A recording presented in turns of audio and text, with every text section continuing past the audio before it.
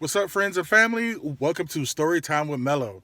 This story comes from a young woman. Her name is she didn't put her name, but the story starts off as Dear Mello. I didn't think anything was strange at first, and that's the first part that still scares me.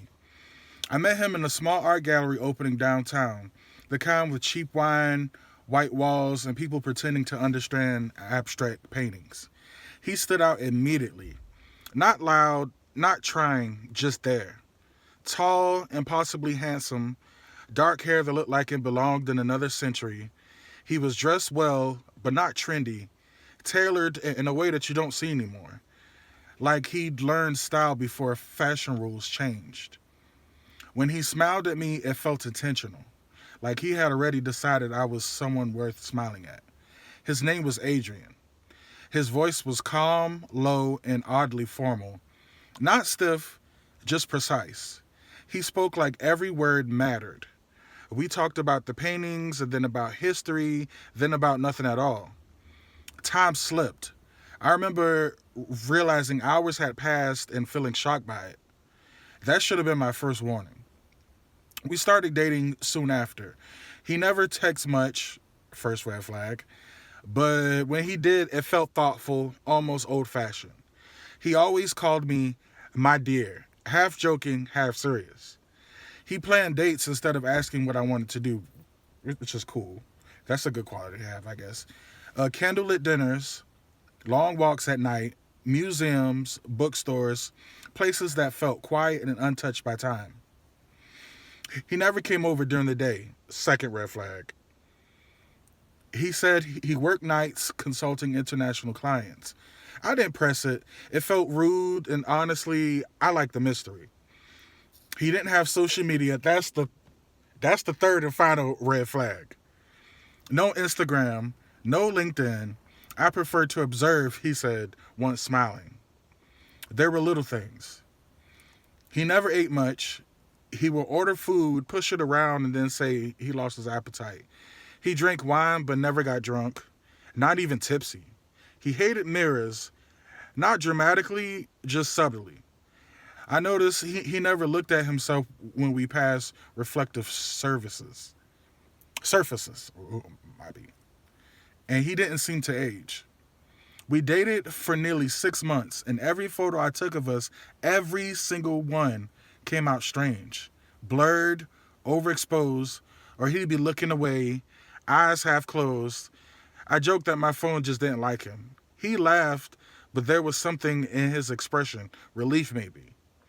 The moment everything shifted happened one night when we were laying in bed, the curtains drawn tight as always. I traced the scar on his chest, thin, pale, and odd. How'd you get this? I asked. He went very still. A long time ago, he said. How long?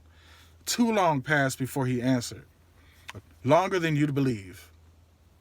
I laughed, expecting him to joke. He didn't. That night, after he fell asleep, or what I thought was sleep, I watched him. His chest barely moved. Minutes passed, then more. I leaned closer, listening for breath. Nothing. I told myself I was being ridiculous. I had to be. But curiosity is dangerous. The next day, I started searching his last name. Nothing. His phone number led nowhere. Reverse image search on the few clear photos I had of him brought up something that made my stomach drop. A painting. Not similar, not inspired by, it was him. Same face, same eyes, same slight smirk. Whoa. The painting was dated 1793. I laughed out loud, actually laughed, but my hands were shaking. I kept digging. Another portrait, and then another. Different artists, different centuries. Always the same man, just under different names. I didn't sleep that night. I planned to confront him. I rehearsed it over and over. I told myself there had to be a logical explanation, a family resemblance, a hoax, some elaborate art world joke. We were supposed to meet the next evening. He never showed. His phone number was disconnected. His apartment One I've been to dozens of times was empty.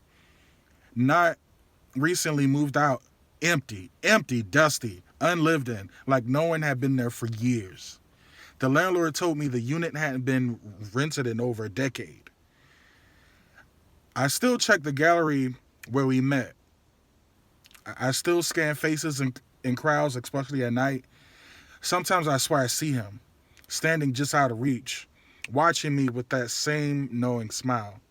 And the worst part, I don't think he disappeared because I figured it out. I think he disappeared because he let me get too close.